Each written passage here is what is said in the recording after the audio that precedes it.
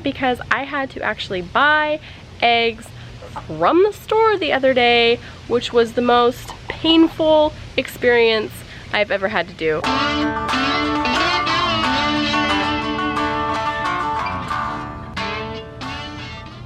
Hey guys, super quick and easy vlog today. Not much going on, pretty boring, but I wanted to get something out so you don't think that we disappeared again.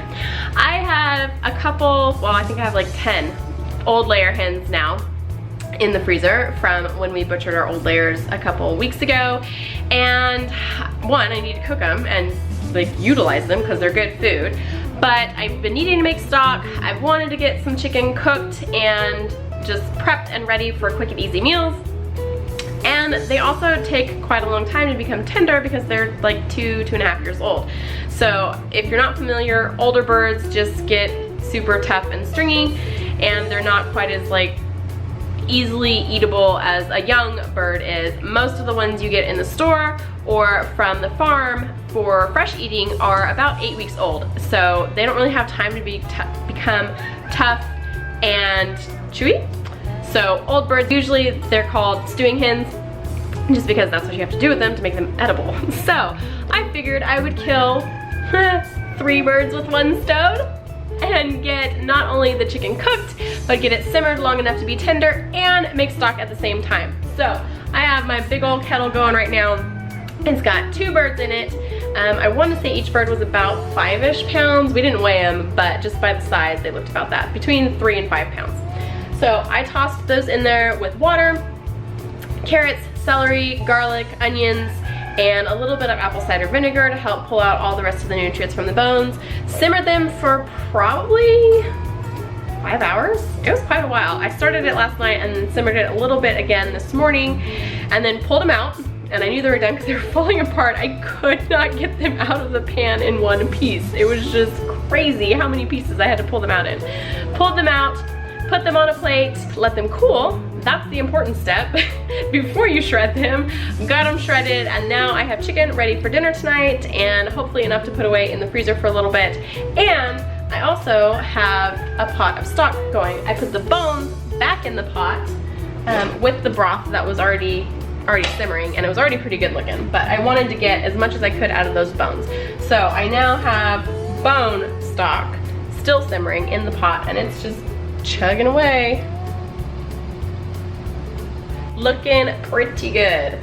So really happy about that. I used my last little like pint of stock the other day, and I kind of freaked out a little bit because I just need to have stock on hand all the time. Not that I use it that often, but it's just one of those like safety net things. Like if I have stock, then we always have something to eat and it's good for you and nutritious. So I had to make sure that I got stock made pronto. So here we are.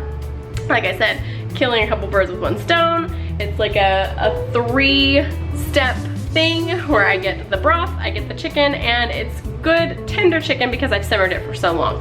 So that's going.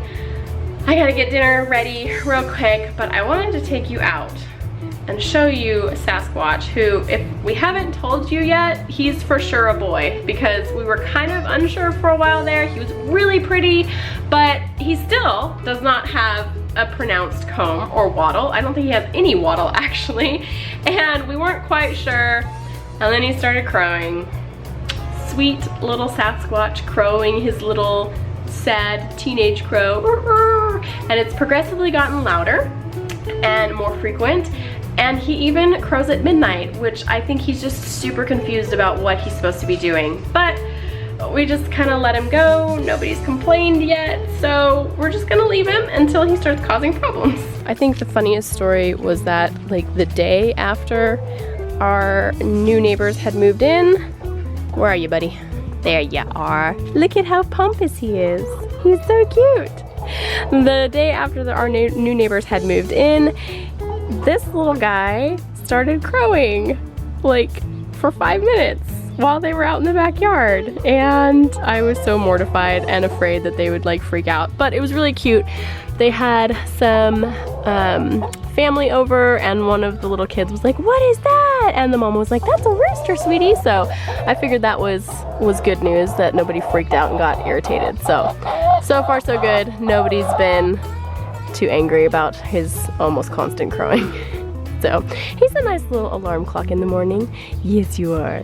And he does good work with the ladies. He kind of keeps everybody in line. Ben said he was out the other morning and they were all out in the grass, and one of the girls was off in the corner by herself while everybody else was across the yard, and he just came swooping in and herded her back to the rest of the girls. So that was nice to see that he's actually performing his roosterly duties. We're doing good. There's been no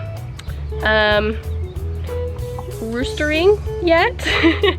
We haven't had anybody get jumped on, but they are not laying yet. And I'm really hoping that happens soon, because I had to actually buy eggs from the store the other day, which was the most painful experience I've ever had to do. It was the worst. After having farm fresh eggs for so long, having to go back to store-bought, the coopers were out of eggs. It was just like the perfect storm. We had finally run out of our stockpile from our older girls. I had saved quite a few and just kind of stockpiled them for a while. Didn't have too many egg dishes, so that we would have some after we butchered the girls, the older ones. And we finally ran out a couple weeks ago. And like I said, I had talked to the coopers, they were out, they didn't have any eggs at the time, so I actually had to buy eggs from the store. And while I still tried to buy a good brand, I realized when we got home that it said vegetarian diet on the carton. And yeah, chickens aren't vegetarians and they're not supposed to be, and I was kind of disgusted and almost didn't want to eat them, but we didn't waste it. They're tasty eggs. They're like white yolk almost. It's just not a real egg, and I was kind of disgusted. But if I have to buy eggs again this week at the store, I will hopefully be able to find a better brand that's not vegetarian. And it also said cage free, which I know is like stupid and not actually, doesn't mean anything, because usually it just means, hey, they're in a big barn together and they don't get to go out on the grass. So we are patiently, not so patiently, waiting for these girls to start laying eggs. I need to get the nest boxes back in there. We had taken them out to clean everything when we put the new batch in, and we didn't see the point in putting them back because nobody was laying yet. But a few of them are kind of starting to make the noises. They kind of cackle a little bit here and there.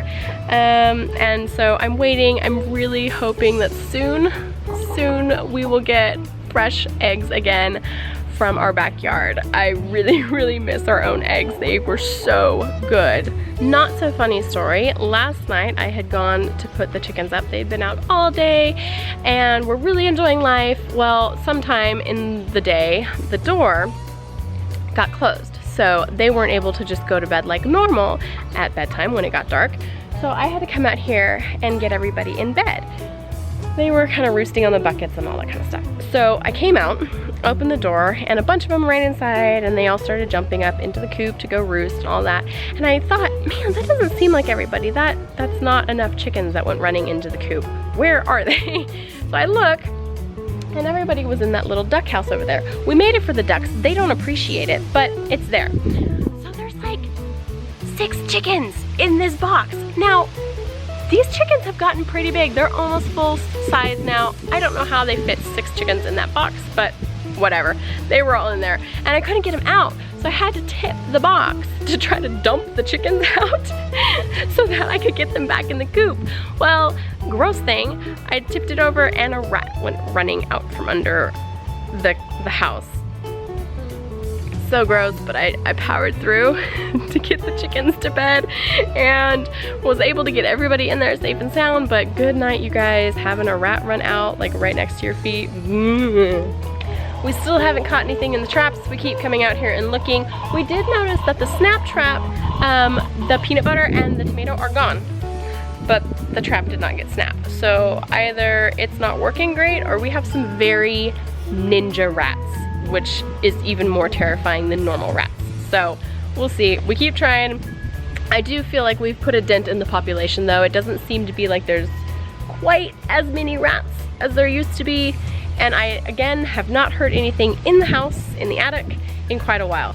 So that just makes me happy. I can kind of deal with outside rats. It's not that big of a deal, but the in the house ones was just too freaky. All right, my battery is dying, so I'm just gonna wrap this up real quick. Like I said, just a quick one today. So I've got to go inside and make dinner. there's what's going on today. If you make your own chicken stock and you've done it with old layers, let me know. I would love to hear if you do anything special or if you just simmer it like I do for a couple hours.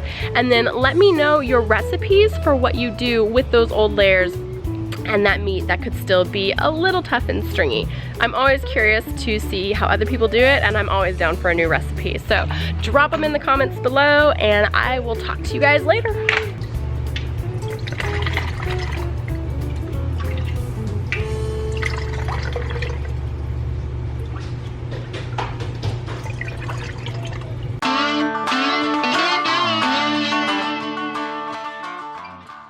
I don't have food for you. I seriously came out here just to take video of you. I'm sorry, did I disappoint? You're all looking so expectantly. Okay, I'll go find you some veggies. I feel bad now.